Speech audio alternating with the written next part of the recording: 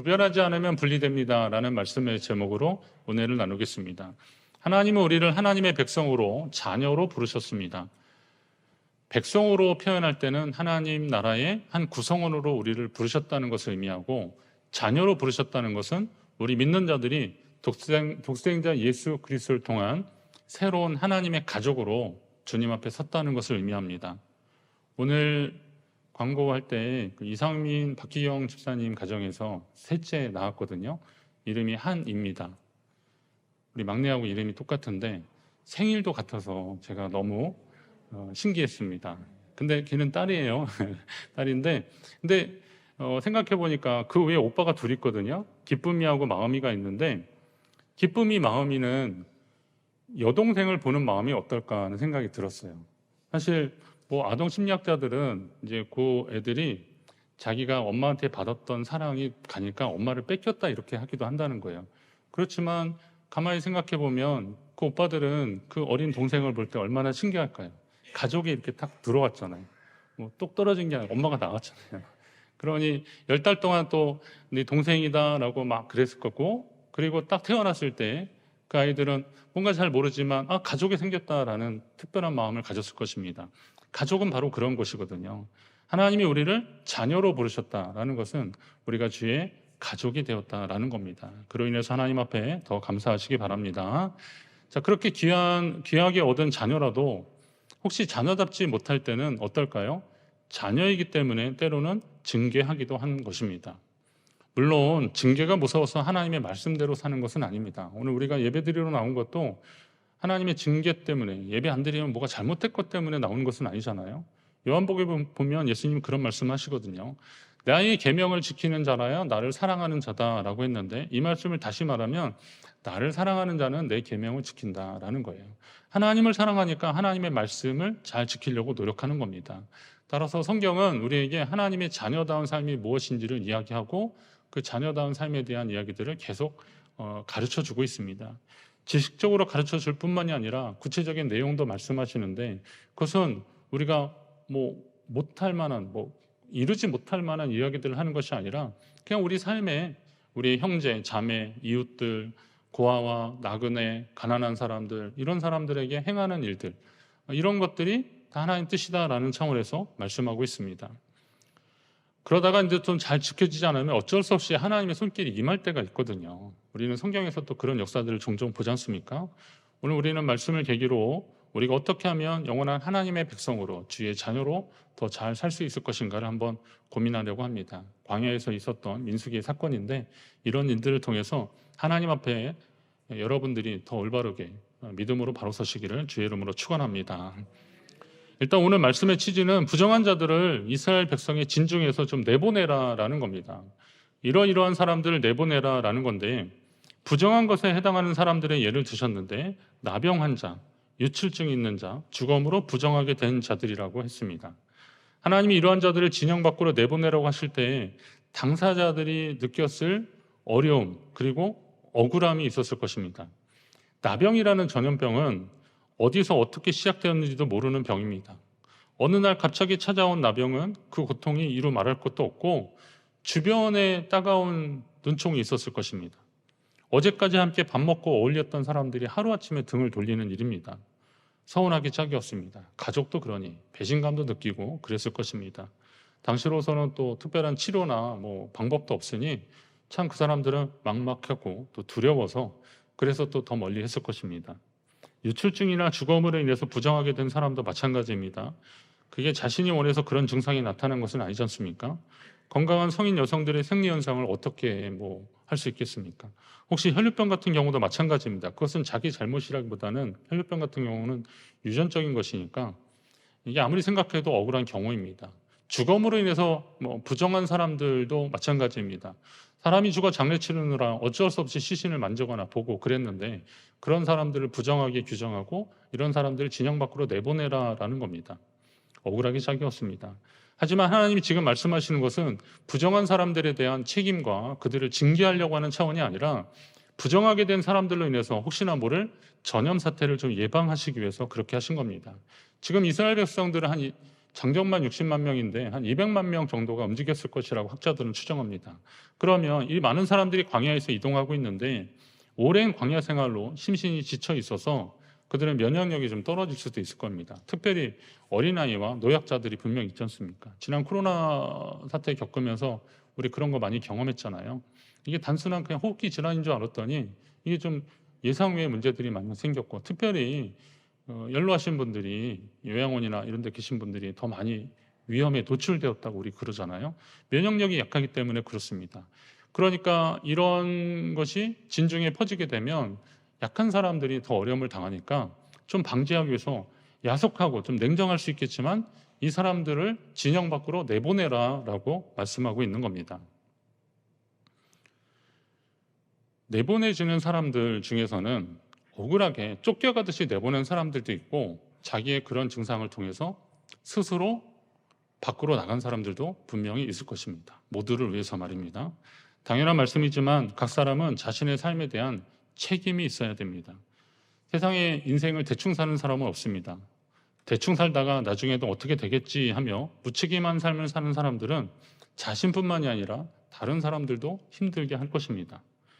베다니 나사로의 집에서 예수님께 연락이 왔습니다. 나사로가 병들어 죽게 되었으니 와서 좀 도와달라라는 겁니다. 그래서 급하게 예수님께 도움을 청했는데 제자들은 사실 그곳에 가고 싶지 않았습니다. 나사로, 그 베다니 그 동네에 가고 싶지 않았습니다. 얼마 전에도 좀 어려운 일이 있었고 그 사람들은 예수님 일행을 환영하지 않았습니다. 근데 굳이 거길 또 가시냐. 그런데 나사로가 또 우리 친구 나사로가 잠들었다 그러시니까 예수님이 이제 그가 죽은 걸 이제 전해주는 거죠. 그러니까 그 제자들이 그러는 거죠. 아, 그가 잠들었으면 낫겠나이다라고 예수님이 가시는 것을 더 만류하고 있습니다. 그럼에도 불구하고 예수님이 거기를 가시려고 하는 겁니다. 왜 그렇습니까? 뭐 표면적으로 보면 나사로를 사랑했기 때문에 그러셨나 보다라고 하지만 예수님이 그게 일이었습니다. 대제사장, 서기관, 바리새인들 이런 사람들은 예수님의 사역에 시비를 걸고 예수님을 핍박하고 반대했지만 예수님은 그럼에도 불구하고 그들을 만나주시고 고쳐주시고 그리고 말씀을 전하시면서 하나님의 일을 하셨던 겁니다. 이게 예수님의 일이었습니다. 예수님이 의지를 꺾지 않고 거기를 가시려고 하니까 제자들이 이제 좀 당황하죠. 그때 도마가 그러는 거죠. 우리도 주와 함께 죽으러 가자. 제가 학생 때 이 말씀을 묵상하면서 도마가 왜 이런 얘기를 했을까? 우리가 주님과 함께 순교의 각오로 가자라고 아무리 봐도 그렇게 말한 것 같지는 않거든요. 그러면 도마 같은 경우에 야, 주님 누가 말려? 그냥 가자. 이렇게 한 거죠. 뭐 어떻게 하겠어? 에라 모르겠다. 그냥 가자라고 그렇게 체념하듯이 말한 겁니다. 도마가 꼭 그런 삶을 살았다는 의미는 아니지만 우리 인생이 에라 모르겠다. 그냥 사는 거지 뭐 그렇게 해도 되는 인생이겠습니까? 한 번뿐인 인생이니 그냥 즐기면서 살자라는 사람들이 있고 또 한 번뿐인 인생이니까 그러기 때문에 더 소중하니까 더 진지하게 잘 살아야 된다라는 사람들이 있습니다. 여러분들은 1번입니까? 2번입니까? 1번이 무조건 좋으니까 다 1번 하시겠습니까? 우리는 다 2번 아닙니까? 인생이 한 번인데 이왕이면 이 한 번뿐인 인생을 좀 더 의미 있고 가치 있게 정말 주님의 은혜로 살았으면 좋겠다라고 다짐하면서 이 자리에 있는 겁니다. 인생을 의미 있게 살기 위해서는 중요한 것이 있습니다. 자기가 어떤 존재인지를 잘 알면 더 의미 있게 잘 살 수 있습니다. 내가 어떤 존재인가. 지난번에 저는 정체성이란 단어로 말씀을 드렸는데 내가 어떤 존재인가. 시편 16편 3절에 보면 땅에 있는 성도들은 존귀한 자들이다 그랬습니다. 우리는 다 어떤 사람들이에요? 존귀한 사람들입니다. 우리 옆에 분하고 인사합니다. 당신은 존귀한 사람이십니다. 여러분은 존귀한 사람들입니다. 정말 그런 사람들, 하나님이 우리를 그렇게 삼아주셨어요. 나의 모든 즐거움이 그들에게 있도다. 이 존귀한 사람들로 인해서 주님이 기뻐하신다는 거예요. 성도는 하나님의 자녀로서 존귀한 자들이에요. 여러분이 존귀한 하나님의 사람들이라는 사실을 우리는 믿고 확신하고 사셔야 됩니다. 누가 여러분에게 뭐라고 하든 하나님이 여러분을 존귀한 자로 여기신다는 사실이 중요합니다. 제가 만약에 5만 원짜리가 있는데 10만 원짜리는 수표인데 하여튼 지폐가 수표보다 이게 더 질기고 단단하더라고요. 자, 그런데 5만 원짜리가 있는데 이게 바람이 확 불어서 이게 흙탕물에 빠졌다고 해보십시오. 여러분, 아이, 저 더러워졌네. 그러면서 버리시겠습니까? 버리실 분은 저한테 연락을 주세요. 네. 예, 이게 심지어 오물통에 빠져도 어떻게 해요? 막 씻고 해보다가 안 되면 은행에 가서 나 이거 바꿔줘 막 이럴 거 아니에요. 바꿔줍니다. 불탄 것도 얼마 남은 거에 비율에 따라서 돈을 바꿔준다는데 왜 안 바꿔주겠습니까? 5만 원짜리가 흙탕물에 나들고 오물통에 빠져도 5만 원이라고 하는 그 가치가 없어지는 건 아니잖아요. 하나님이 우리를 존귀하게 하셨다. 우리를 존귀하게 여기셨다면 우리가 어떤 상황에 있어서도 우리는 존귀한 자들이라는 겁니다. 여러분 믿으시기 바랍니다. 그렇다면 그 존귀한 자가 자기 인생을 무책임하게 살아서는 안 되는 겁니다. 나중에 후회하고 누구 때문에 이렇게 되었다고 그렇게 변명한다고 한들 그게 무슨 소용이 있겠습니까? 성경에 보면 자신이 얼마나 존귀한 자인지를 까먹은 게 아니라 깨닫지 못했던 사람이, 대표적인 사람이 사울 같은 사람이 아닐까 합니다. 사울은 하나님이 그를 왕으로 세우셨거든요. 이스라엘의 최초의 왕이었습니다. 그가 뭐 하나님을 배신하고 그리고 죄를 지을 거를 알아서 하나님이 일부러 세우셨다는 것은 그건 지나친 유추입니다. 하나님은 사울에게 또 관심을 가지셨죠. 그리고 그가 왕으로서의 귀한 역할들을 잘 감당하길 원하셨습니다. 역대 왕들도 마찬가지입니다. 열왕기나 이런 데 보면 어느 왕이든 하나님이 그냥 그래 너 한번 해봐라 이렇게 하신 것이 아니에요. 다 계획과 뜻 가운데 하나님이 왕으로 세우신 건데, 그런데 이 사울은 자기가 하나님 앞에 얼마나 존귀한 자인지 자꾸 놓치니까 사람들의 말에 휘둘리는 겁니다. 다윗이라고 하는 용맹스러운 신하가 부각이 되니까 그에 대한 사람들이 관심이 막 쏟아지니까 그를 미워하고 시기하기 시작합니다. 그를 질투합니다. 어떻게 하든 그를 죽이려고 하는 겁니다. 그러는 것 때문에 그는 자기 인생이 얼마나 자기가 얼마나 존귀한 존재인지를 모르고 멸망의 길로 자꾸 가게 되고 말았습니다. 그럼 반면에 대조적인 사람이 바로 다윗이죠. 다윗은 우리가 알기에 다윗은 성군이고 이스라엘의 왕으로서 아주 대단하고 생각하지만 그의 시작은 그렇게 대단하지 않았습니다. 이새의 8번째 아들 중에서 막내였습니다. 8아들 중에서 막내였습니다. 혹시 자기가 한번 한 7번째, 8번째 형제 중에 그렇게 계신 분 계십니까? 보면 지금이야 뭐 이렇게 그렇게 나면 막 귀하고 그렇지만 예전에도 그랬을 거고 이 다윗 때는 특히나 더 그랬을 겁니다. 예전에는 자녀가 그냥 노동 생산력입니다. 자녀 많이 나오면 일꾼이 하나 더 많아지는 거예요. 그렇게 했던 겁니다. 이거 조금 울리거든요, 저한테는. 예. 그렇게 살았던 거거든요. 그러니까 사무엘이 와서 축복하는데 뭐 다음 했는데 이제 더 없나 그랬더니 누가 안 보이는 거죠. 다윗이 얘 어딨냐 그랬더니 양을 치고 있다. 그래서 걔를 데려오라고 할 정도입니다. 존재감이 없었던 거죠. 그러나 다윗은 자기가 얼마나 귀한 사람인지를 알았던 겁니다. 그래서 하나님 앞에 그 믿음을 지키려고 노력했던 겁니다. 오늘 시편 51편 같은 경우도 그가 큰 죄를 지었는데 밧세바를 범하고 그러기 위해서 크게 하나님 앞에 회개하는 상황인데 주의 성령을 내게서 거두지 말아달라고 그렇게 하나님 앞에 기도하는 거예요. 잘못한 건 잘못한 거죠. 그러나 제가 하나님의 은혜를 입었다면 그 죄사함 받고 하나님의 은혜 입은 것을 다른 데 가서 전할 수 있도록 나를 삼아달라고, 부족하지만 나를 삼아달라고 그렇게 하나님께 계속 가는 겁니다. 그러니 하나님이 그를 그냥 놔두시겠어요? 이처럼 내가 어떤 존재인지를 바로 아는 사람들은 하나님 앞에 계속 존귀한 자로 남게 되는 겁니다. 시편 49편 20절에 보니까 존귀하나 깨닫지 못하는 사람은 멸망하는 짐승 같도다 그랬습니다. 내가 얼마나 존귀한 존재인지를 모르는 사람은 멸망하는 짐승과 같은 그런 삶을 산다는 것이죠. 얼마나 안타깝고 속상한지 모릅니다. 많은 사람들이 그렇게 사는 사람들이 많다는 겁니다. 저도 한때 제 자신에 대해서 실망하고 다른 사람과 비교하면서 자책하며 살았던 시절들이 있습니다. 사춘기 좀 방황할 때 그랬고 사역 시기에 좀 그런 일들이 좀 있었는데, 그런데 그럴 때마다 하나님이 저를 존귀한 자로 삼아주셨다는 시편 16편 말씀과 같은 이런 말씀에 더 힘을 얻었습니다. 존귀한, 땅에 있는 모든 성도들은 존귀한 자들이다. 하나님의 모든 즐거움이 그들 가운데 있다. 내가 주님을 기쁘시게 하는 존재가 되게 해달라고 하나님 앞에 기도하고 믿음으로 나아갔습니다. 하나님이 제게 힘을 주셨습니다. 누가 뭐라 해도 나는 존귀한 하나님의 자녀다라는 사실을 잊지 마시기 바랍니다. 존귀한 하나님의 자녀로 사는 것은 구별된 삶을 사는 것입니다. 이제 한 번뿐인 인생을 하나님 주신 그 소중한 생명을 잘 살기 위해서는 자기가 어떤 존재인지를 알아야 되는데 바로 존귀한 자들이라는 것을 잊지 말라고 하셨잖아요. 말씀드렸는데 그런 그 존귀한 자들은 그 하나님의 자녀, 왕의 자녀다운 삶을 이 땅 가운데서 구별된 삶을 살아야 한다는 겁니다. 세상에 하나님의 자녀다운 삶을 살아야 되는데 그것이 어떤 삶이냐고 따라서 묻는 그걸 몰라서 묻는 사람들은 별로 없습니다.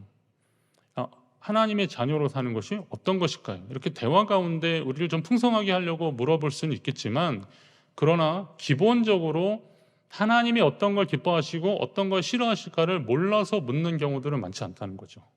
그러니까 우리는 하나님의 형상을 따라 지음받은 존재들이기 때문에 우리 속에 있는 하나님의 성품이 있는 거죠. 그것이 말씀과 기도로 익숙해지고 그리고 친밀해지면 우리는 자연히 거기로 따라가게 되어 있는 겁니다.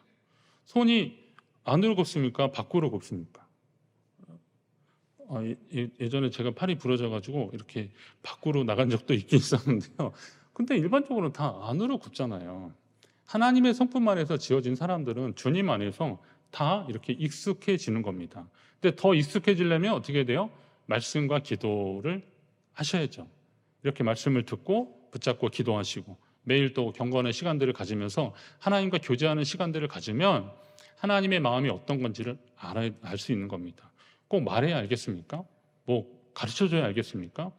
그런 거예요. 하나님의 형상을 따라 지음받은 사람들은 그 속에 이미 하나님의 마음이 있는 겁니다. 하나님 주신 신앙의 양심을 따라서 행하면 되는 겁니다. 말씀을 듣고 성령님이 주시는 감동을 따라 우리가 해야 할 것과 하지 말아야 할 것들을 구별하고 살아가면 되는 겁니다. 자, 오늘 비는 안 오지만 만약에 천둥 번개 막 쏟아지고 비 오고 바람 불고 막 그렇습니다. 전기도 막 나갔다 들어왔다 합니다. 근데 주일입니다. 10시 30분입니다. 교회 가야 돼요? 말아야 돼요? 밖은 위험한데요? 가야 돼요? 말아야 돼요? 예, 여기 대부분은 가야 된다 그러시지 않습니까? 이건 왜 그런 겁니까? 교회 오면 누가 상 줍니까? 뭐 개근상 도장 찍어줍니까? 하나님 앞에 예배하는 시간들을 지키려고 하는 자연스러운 마음은 우리 속에 익숙해진 거예요. 이건 버릇이나 타성이하고는 차원이 다른 겁니다. 하나님 백성으로 그런 상황 속에도 예배하려고 힘쓰는 거 이건 당연한 겁니다. 그걸 뭐 해야 될까요? 말아야 될까요? 뭘 굳이 막 그걸 기도할 게 뭐 있습니까? 물론 생사가 오락가락하고 좀 어려운 문제라면 그건 하나님 앞에 매달려서 하는 것들이 분명히 있어요. 그러나 일반적인 상황 속에서는 하나님 기뻐하시는 건 이거다라는 것은 이미 결론은 나 있는데 그걸 뭐 몰라서 못했다 이렇게 핑계 대겠습니까? 내가 얼마나 존귀한 존재인지를 알면은 우리는 그에 따르는 삶의 모습은 당연히 나타나는데 하나님 백성으로 사는 것은 그렇게 어렵지 않습니다. 여러분의 믿음과 결단이 필요합니다. 이 결단 가운데 하나님 앞에 나오시는 저와 여러분 되기를 간절히 바랍니다. 분리수거장에 오면 빈 병들이나 많이 있는데 빈 깡통이 있는데 간혹 내용물이 꽉 찬 것도 보게 되는 거예요. 그 누가 실수로 버린 것보다는 딱 보니까 유통기한 지나니까 그냥 폐기시키는 거거든요. 그러면 아깝잖아요, 사실. 이게 공장에서 만들어질 때만 해도 누군가 목마를 때 마시게 하려고 하고 허기진 배를 좀 채워주려고 그렇게 잘 만들었는데 어떻게 하다 보니까 유통기한이 지나 보니까 더 이상 사용하지 못하게 돼서 그냥 버려지는 거잖아요. 어떻게 하셔야 돼요? 잘 좀 처음부터 계획을 잘 가지고 적재적소에 그것을 사용했다면 그렇게 버려지는 일은 없었을 것입니다. 근데 우리 인생도 마찬가지입니다. 우리 인생에 있어서 여러분의 삶에 있어서 정말 소중한 시간들을 하나님과 동행하도록 우리를 부르셨다면 거기에 맞는 삶을 살아가야 하는 것이 분명합니다. 그리고 이왕이면 미리 그 의미를 잘 알아서 거기에 합당한 삶을 살려고 애쓰는 사람들은 자기를 구별된 삶을 사는 사람들, 자기 자신이 구별된 삶을 사는 사람들이죠. 이렇게 구별하면서 살 때는 나중에 이거 안 되겠다라고 해서 강제로 분리되는 삶이 되지는 않는다는 겁니다. 구별된 삶은 다시 말하면 거룩한 하나님 백성으로서의 삶입니다. 하나님의 자녀다운 삶입니다. 이것도 다시 말해서 누가 가르쳐줘야 알겠습니까? 말씀과 기도 하다 보면 우리는 자연스럽게 깨닫고 그에 합당한 삶을 살게 되는 것입니다. 구별되지 않으면 결국 분리되고 말 것입니다. 그래서 분리되기 전에 먼저 구별되려고 하십시오. 그리고 주의를 행하십시오. 구별은 하나님 앞에서와 공동체 앞에서의 거룩함입니다. 스스로 구별된 삶을 통해서 하나님과 공동체에서 쓰임받는 저와 여러분 되시기를 간절히 바랍니다. 찰스 스윈들 목사님이 그런 말씀하셨더라고요. 사람에게, 그러니까 인생의 10%는 우리에게 일어난 일들이고 나머지 90%는 일어난 일들에 대한 반응이다 라고 하셨습니다. 맞는 얘기 같아요. 인생에 있어서 어떤 일이 일어났는데 그 일어난 일들에 대한 반응을 어떻게 하느냐에 따라서 그 삶이 달라지는 겁니다. 그럼 여러분은 어떤 일을 선택하시겠습니까? 예수님의 비유 중에 알곡과 가라지 비유가 있고 양과 염소 이야기들 있지 않습니까? 이거 나중에 결국은 다 분리된다라는 그런 얘기예요. 지금 같이 섞여 있는 것 같지만 추수 때 분리가 되거나 아니면 같이 있지만 저녁에는 다 분리된다는 거예요. 그러면 하나님이 우리 인생이라는 이 기회를 주셨을 때 여러분이 거룩함을 닮아가며 먼저 구별된 삶을 살든지 아니면 이러저러 살다가 결국은 강제로 분리되는 삶을 살지 당연히 어떤 선택을 하셔야겠습니까? 이왕이면 하나님의 자녀다운 삶을 선택하십시오. 그건 구별입니다. 그리고 그건 거룩함입니다. 하나님을 닮아가는 일이기 때문에 그렇습니다. 로마서 12장에 보면 너희는 이 세대를 본받지 말고 오직 마음을 새롭게 함으로 변화를 받아 하나님의 선하시고 기뻐하시고 온전하신 뜻이 무엇인지 분별하도록 하라. 하나님 우리에게 주시는 그 마음을 가지고 그런 선택을 하라는 거예요. 그러면 어느새 그렇게 되어가는 거죠. 거룩함은 하나님 백성의 최고의 목표입니다. 하나님이 이스라엘 백성들을 부르시고 그들에게 말씀하셨어요. 나는 너희 하나님이 되려고 너희를 애굽 땅에서 인도해낸 여호와라 그랬습니다. 그러면서 내가 거룩하니 너희도 거룩할지어다. 이거 학생 때 같이 배운 것 같은데 지난번 어떤 서우정 목사님이 정확하게 얘기해 주면서 저도 쿵 했습니다. 하나님이라는 것과 여호와라는 이름이 있는데 하나님은 보편적 어떤 신의 개념, 전능자 그런 개념이고 여호와는 하나님과 인격적인 관계를 맺었을 때 부를 수 있는 호칭이라고 그렇게 하는데 맞더라고요. 제가 어제 주례자로 갔는데 사회자가 저한테 선생님 그러면서 이렇게 어때 하시면 돼요. 제가 선생님은 아니에요. 그랬더니 예 알겠습니다 선생님 자꾸 그러더라고요. 제가 나중에 제가 저 신부 교회 목사인데 어차피 소개할 때 저를 선생님이라 하지 말고 교회 목사라고 해주세요. 그랬더니 예 알겠습니다 선생님 자꾸 그러더라고요. 그래서 제가 거기 왜 갔겠어요? 제가 무슨 자격으로 거기 결혼하는데 주례를 하겠어요? 그냥 교회 목사로서 주의 이름을 축복하기 위해서 거기 간 거니까 그걸 저 의미를 부각하려고 그렇게 한 거죠. 그랬습니다. 그게 그렇게 하나님의 자녀로 그리고 주의 백성으로 그렇게 축복하라고 간 건데 믿지 않는 사람에게는 그냥 선생님인 거죠. 그럼 여러분 중에 저한테 선생님 그러실 분 계십니까? 그거는 하나님을 여호와라고 부르는 것과 같은 거예요. 하나님과의 그런 개별적인 관계 속에서 하나님을 그렇게 야훼 하나님이라고 부르면서 하나님이 나의 하나님이시다. 여호와가 나의 하나님이시다라고 하는 그런 믿음의 고백을 하는 거죠. 이런 선별된 호칭을 따라서도 그가 어떤 구별된 거룩한 백성의 삶을 살 수 있는지를 결정하게 되는데 호칭만 가지고도 그 사람이 구별된 사람인지 그렇지 않은지 알 수 있는데 삶에 있어서 그런 결단을 아직도 망설이고 있다면 우리는 과연 어디로 가는 것입니까? 이미 그렇게 잘 사셨고 여기까지 잘 오셨다면 끝까지 그 길을 잘 가시기를 바랍니다. 하나님이 내가 너희를 애굽 땅에서 인도해낸 것은 내가 거룩하니 너희도 거룩하게 하기 위해서 그렇게 한 거다라는 겁니다. 주님 닮아가라고 우리를 부르셨다는 겁니다. 성도가 거룩해야 되는 이유는 바로 그겁니다. 하나님이십니다. 여러분 이 세대 가운데 더 구별된 거룩한 하나님의 백성으로 구별된 거룩한 백성의 삶을 사셔서 마지막 때 강제로 분리되는 삶이 아니라 하나님 앞에 믿음으로 나아가시는 복된 삶을 사시기를 간절히 바랍니다.